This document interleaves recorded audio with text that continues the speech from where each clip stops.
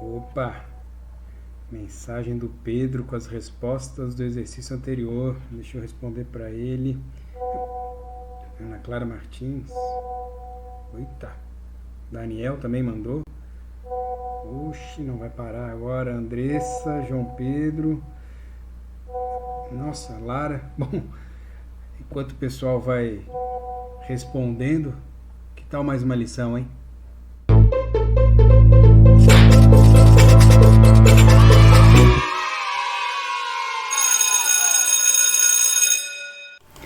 Alunos e alunas, meninos e meninas, barões e baronesas, bolachos e bolachas, sejam bem-vindos e bem-vindas ao Bora pra Lição.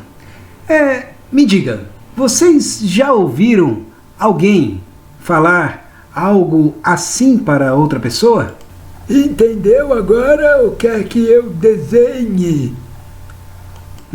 Isso, eu acredito que vocês já ouviram alguém usar essa coisa de quer que eu desenhe? No caso, querendo dizer, alô, não entendeu ainda? Ou quer que eu explique com mais detalhes para ver se você consegue entender? Isso porque em muitos casos, um desenho acaba valendo mais do que 1000 palavras. Às vezes fica mais fácil se a gente explica algo usando imagens e outros recursos gráficos visuais. Quer ver? Vejam só, vou dar um exemplo. Aproveitando a época de pandemia, de Covid-19, preste atenção sobre estes dados aqui que tratam do número de casos de pessoas que foram confirmadas com o novo coronavírus na cidade vizinha aqui, Ribeirão Preto. Até o dia 22 de março de 2020, ninguém tinha sido confirmado com o vírus. Uma semana depois, no dia 29 de março, eram 41 pessoas contaminadas. Em 5 de abril, eram 91 pessoas. Uma semana depois, em 12 de abril, o número passou para 161 pessoas. Em 19 de abril, eram 207. Em 26 de abril, 256. Passou mais uma semana e no dia 3 de maio, eram 295. Deu para acompanhar? Conseguiram perceber aí o aumento no número de casos ao longo das semanas? Quer que eu desenhe? Pois fica mais fácil se eu desenhar, se eu apresentar todas essas informações, todos esses dados e números de uma forma visual. E é para isso que servem os gráficos e tabelas. Vamos conferir? Observem esse gráfico. Casos confirmados de Covid-19, Ribeirão Preto, São Paulo. O eixo vertical, essa linha em pé, indica o número de casos. Veja que a marcação começa no 0, lá embaixo, e vai subindo, de 20 em 20. No eixo horizontal estão as datas, as marcações de tempo. São as datas que eu falei para vocês. Essas linhas mais claras aí no gráfico servem apenas para nos guiar entre os eixos. Agora, eu vou repetir aqueles dados que eu havia falado, e para cada um fazer uma marca no gráfico no local correspondente. Em 22 de março, portanto, eram 0 casos confirmados. Em 29 de março, o número subiu para 41 casos confirmados. E aí está a marca. Vamos fazer uma linha ligando as duas marcas. Isso servirá para indicar o aumento do número de casos ao longo desses dias. Em 5 de abril, eram 91 pessoas. Uma semana depois, em 12 de abril, o número passou para 161 pessoas. Em 19 de abril, eram 207. Em 26 de abril, 256. Passou mais uma semana e no dia 3 de maio, eram 295. Jovem, esta curva está crescendo. Quer dizer, então, que o tal coronavírus continua por aí e que eu ainda preciso ficar em casa? Seu Sabério.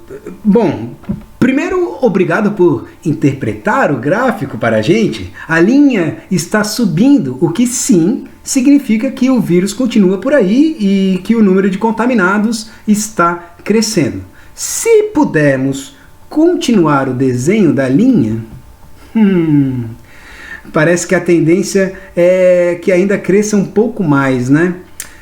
Sim, os casos estão crescendo e parece que a tendência é continuar aumentando. Por ora, é importante então, seu Sabério, que o senhor e todos nós fiquemos atentos às recomendações das autoridades e dos técnicos em saúde. Eles é que nos dirão qual é o momento certo e como devemos nos comportar para retornarmos às atividades. Bom, acho que isso ajuda a entender melhor um pouco de todos esses gráficos que todos os dias estão aparecendo nos jornais e noticiários, não é mesmo?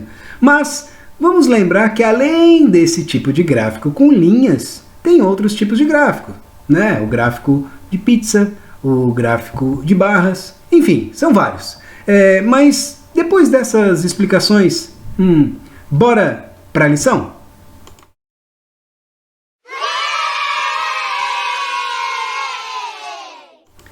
Pessoal, o desafio de hoje será montar um gráfico, ou ainda terminar de montar um gráfico. Olha só, na semana passada eu pedi para que vocês me mandassem listas de coisas divertidas que cada um faz durante o período da quarentena.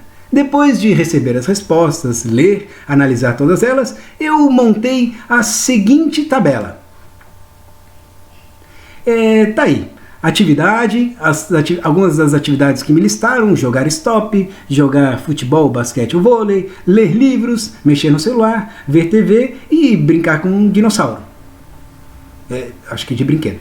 Bom, e ali ao lado a quantidade de respostas ou a quantidade de pessoas que me disseram que estão fazendo essas atividades. Jogar stop, por exemplo, foram 2, e assim vamos lá. Bom, o desafio é, a partir desta tabela, montar um gráfico. Vamos deixar a coisa um pouco mais fácil, tá? Eu começo. Vejam só. No eixo vertical, na linha em pé, a gente fez aqui as marcações que indicarão o número de pessoas que eu disse fazer aquela atividade divertida.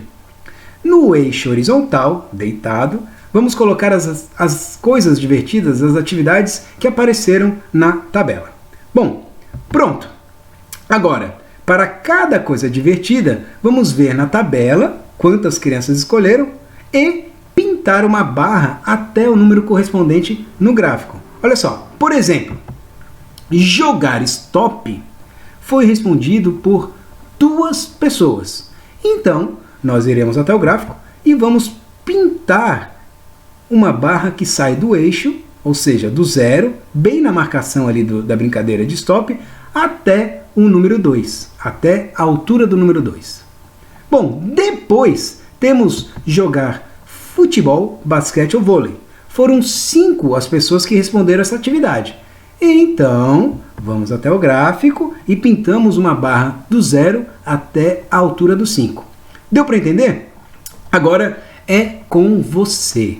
Monte e pinte o seu gráfico no seu caderno ou, se topar um desafio um tanto diferente, pode tentar fazer direto no seu celular ou computador, usando alguma ferramenta de desenho ou edição de fotos.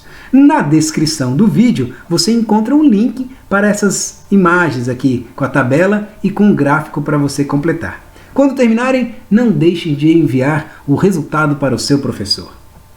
Até a próxima, e era isso!